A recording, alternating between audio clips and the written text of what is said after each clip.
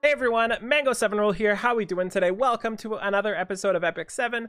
Today is going to be a really quick video on the new arena set, the order in which you should get them, and a couple other things revolving around it, just because I've been asked so much already today. So let's just get into it really quickly here. One side note, we just summoned Fighter Maya on stream.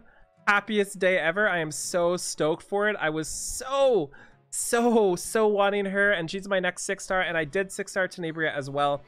So I will be 6-starring Fighter Maya very soon.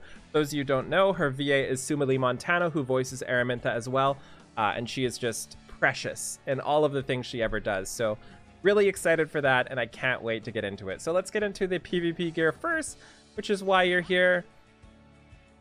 This set is kind of weird. It is a destruction set. There are obviously the 6 pieces here, and it's really polarizing, I guess. So it should be a little easier to decide which ones you're buying first. We've got the weapon here, and the weapon is honestly pretty trash. Speed is not something you usually want on your destruction weapons. It's not that it's bad, it's just a lot of your destruction users are going to be 0 speed getting oxlots or boosted up. So the fact that this weapon doesn't have any crit damage, has effect resistance, which is virtually useless on most destruction sets, and the rolls being so low makes this really unfortunate. That said, you're still going to have to buy this piece because you can still roll just 5 into attack or 5 into crit chance, and all of a sudden you have an insane piece of gear. We then have the chest. The chest kind of feels the same way for me. Really low stats. I've given them feedback recently that there's just no reason to do this to us. No reason to give us gear that feels this bad. But this is one of those pieces. Health is really low roll. Speed, again, we talked about, not the greatest piece for destruction. Crit chance is the only good stat here, but as a destruction set piece chest, you really need to have crit damage. You just kind of do. You cannot roll attack percent on your chest, so this is where you're going to get a lot of your crit damage from, so not having that is really unfortunate on a chest. The helm, on the other hand, is juicy. It is the best piece, I think. It's got attack, crit rate, crit damage, 3 of the best stats you can get. The only way this could be better, I think, is obviously if the rolls were higher, or if effect resistance was either like HP percent or flat attack, something similar to that. This piece, most people are going to be using unless all the rolls are trash or you get effect resistance a ton. Really recommend this piece. It is fantastic. The boots itself, also really solid, 65% attack on a destruction set piece, but as we've talked about, it's missing crit damage, which is very important. But if you roll a ton into crit chance here, or even health, getting health on your bruiser cleavers is really worthwhile here. Another great piece. Then we have, probably tied for the best piece, the necklace here. 14% base crit damage, which means it goes up to 70%, which is just ridiculous. And it also has 2 of the best substats. So on our crit damage necklaces, we want the trio of crit damage and then subs as attack and crit chance. So as long as you dodge the dreaded ER on these pieces, this one is set and you're going to be using it for a long time. Even if your rolls are kind of subpar here, you get like 4% attack here and there, it's still 70% base, so it's going to be amazing. And then the ring. The ring, again, exact same thing as every other piece here.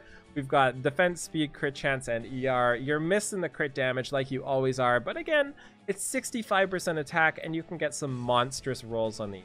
And to note, even if, for example, the ring here, or let's use the weapon as an example, even if you're not sure on this and you have really good destruction weapons, this is something that's worth buying just because it's eye level 88 with 4 speed subs and some pretty good other subs. So you can always use this as the broken set if it's something you're interested in. So as for purchase order here, I would absolutely buy one of either the helm, the ring, or the neck first. I would look at your skill set, your set for your destruction pieces, and see what makes the best unit for you and go from there. I'm personally buying the Gladiator's Helmet Determination because right now my current best destruction helm is kind of a joke. My current best destruction helm is, if we can find it here, this is my current best destruction DPS helm. It is horrible. This is what I use on all of my destruction set users because I just don't have a 4th piece. So I'm absolutely going to be replacing this. Like, this one turned out trash. This one probably would be better, but I'm not wasting the stuff on it.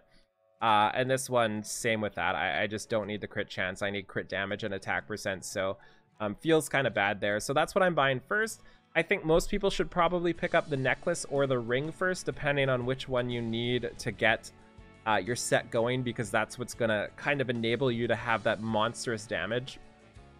And outside of that, those three, and then whatever one you feel after that. If you're needing boots, that's going to be the biggest boost, just because this is 5%. And then, of course, you've got the slate. Do not leave without getting the slate.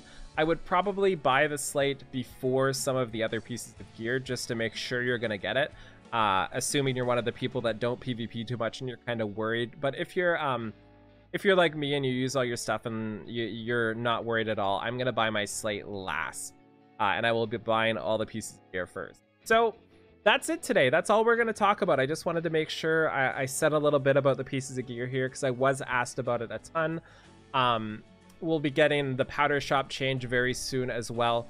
And I'll talk about that next patch notes. And I'm pretty excited to see what's coming next. So yeah, that's going to be it for now. Thank you so much for watching. Feel free to like, comment, subscribe as always. And I will talk to you folks later. Bye, everybody.